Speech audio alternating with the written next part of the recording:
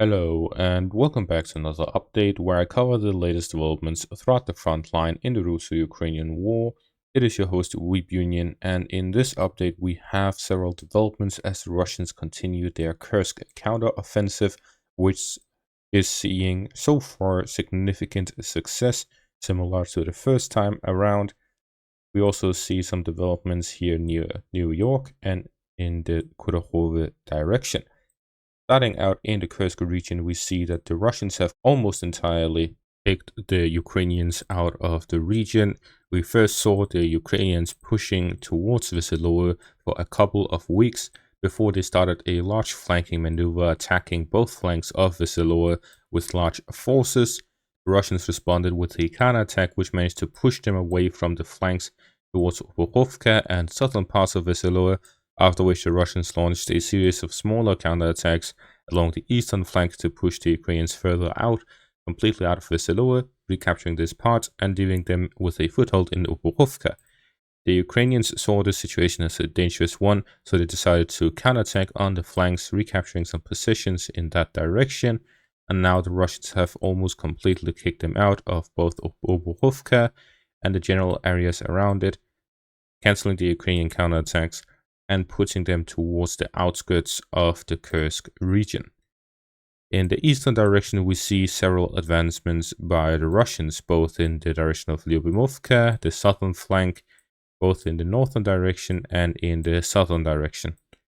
Starting out in the direction of Lyubimovka, the Russians have captured the northern parts of the settlement, leaving only the eastern parts of the settlement not under Ukrainian control, but in a gray zone, as Russians are clearing up the area gain full control over Lyubimovka. At the same time, fighting is taking place in the direction of Tulshi Lug, where the Russians have recaptured Pokrovsky and pushed towards Nizhny Lin, where the Russians have managed to even further cut off and gain fire control over the exit of Tulshi Lug, and exactly as I predicted, due to the Russian foothold gained in Zeleny Shliach, both the northern and southern flanks were quickly captured by the Russians. As the withdrawal of the Ukrainians and their supply line was under fire control, this forced the Ukrainians to do a fighting withdrawal, which is a very dangerous tactic and historically causes a lot of losses. With these developments here in the western parts, we see that the Russians will very soon capture Tulshi Lug as well, which will secure the southern flank as it will be the river line between the Russian and Ukrainian positions, after which the fighting will spread towards Novoivanovka, where the Russians will capture the rest of the settlement, Leonidovo, the fortified positions nearby, and then towards Svetlikovo and Lebedevka, as the Russians will continue the offensive operations in the direction of Sutsha. According to sources within the Kursk region, there is no withdrawal of Ukrainian forces going on. Instead, the Ukrainians are redirecting their forces, attempting to conduct counterattacks and send additional forces to the Sumy region to re-enter the Kursk region to attempt to stabilize the situation and potentially recapture some of these lost positions. At the same time, in the northern direction, the Russians have re-entered the railways here southwest of Kavchenka, where the Russians are here looking to advance along the railways and flank the Ukrainian positions further north by attacking it both from the eastern direction and from the northern direction to squeeze out the Ukrainian forces. The only supply lines in and out of these areas goes through Malaya Luknia further south. Other than that, there are a few off-roads here and there, but in general, the railway line and the main road along Malaya Luknia is the main supply line. So that is the target of the Russians, how they will go about it if they will advance south towards Naidinov and then along the road to capture Malaya Luknia and ignoring the rest of the positions. As long as they have a strong flank along the railways, they should be able to do that, as it would be a risky maneuver, but it would be one that has a lot of potential, especially if the Russians look to capture Novoivanovka and then take advantage of that capture to hit Malaya Luknia from the west to create a large pocket north of the settlement. So we see that the Russians have large ambitions with this operation, and their objective could be to gain full control of the area west of Sutsha, potentially to start a siege of Sutsha as well. In the southeastern flank of the Ukrainian Kursk incursion, the Russians have also advanced along the Sel River crossing over the river line here west of Venesivka and north of Plechovo, cutting off the supply line of Plechovo. This means that the only supplies going through towards Plechovo is on a wider area of the river line, and therefore Plechovo is now operationally encircled by the Russians and is almost completely encircled by the Russians. This means that any remaining Ukrainian forces will either have to withdraw across the river line under fire or to be overrun by Russian forces, where they simply cut off their supplies and grind them down. So we see in general there's no signs of the Ukrainians withdrawing from these positions until they are already encircled, as they want to hold on to these positions as long as possible, slow down the Russian forces for reinforcements to arrive. But this seems to be a costly endeavor for the Ukrainians, and they don't really seem that flexible and maneuverable, which is very important in warfare, to be able to adapt to the situation and create better positions for yourself to avoid taking these sort of casualties you take when you are operationally encircled. The Ukrainians should have prepared some positions in the rear which they could withdraw to in these types of scenarios, but it seems that the Ukrainians were only thinking about the offensive tactics because that is what was planned out. The defensive wasn't really that planned out. And just to put it into perspective, these rapid advances the Russians are making as well just shows how difficult it is to hold territory at all in the Kursk region compared to the Donetsk or other regions within Ukraine, because fortified positions here have not been as well prepared, and it is largely just open fields with a few villages and settlements here and there.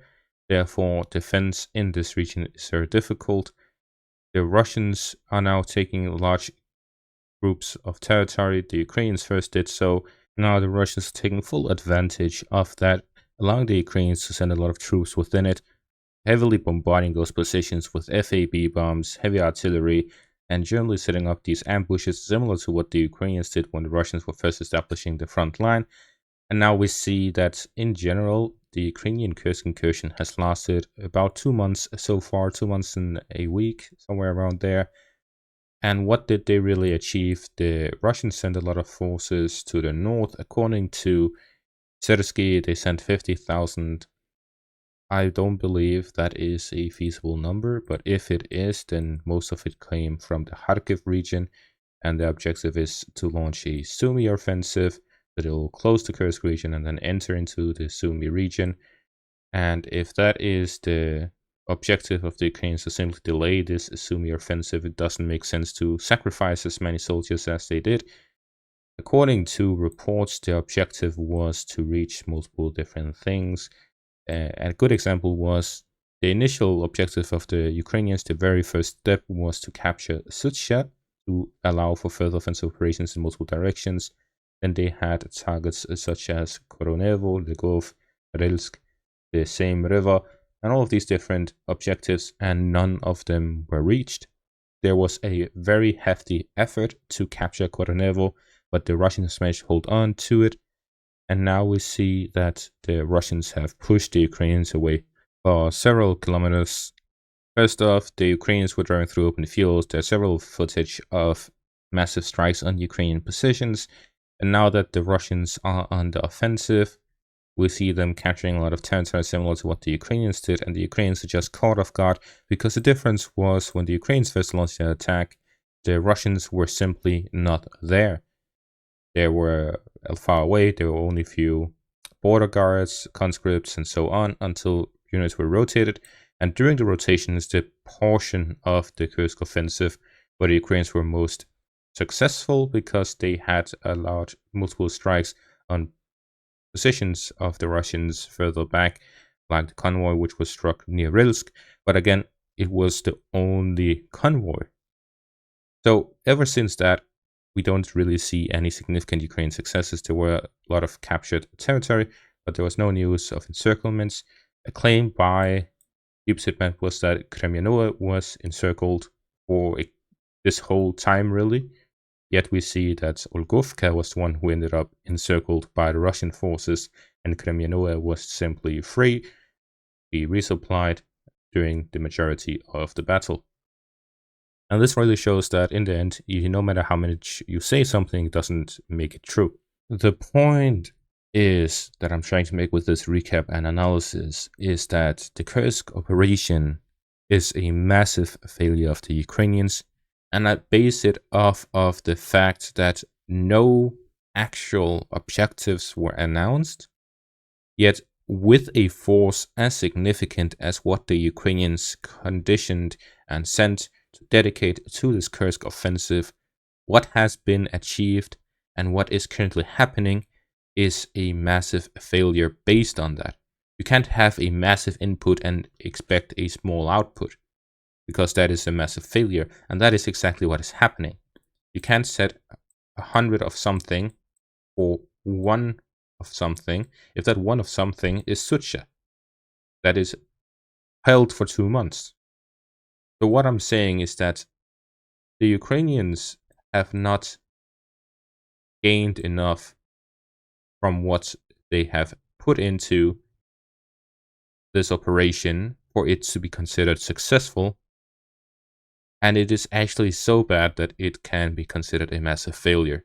And if you disagree, please let me know. I'll take your opinion into consideration, but I really can't see how this operation should be called successful by anyone.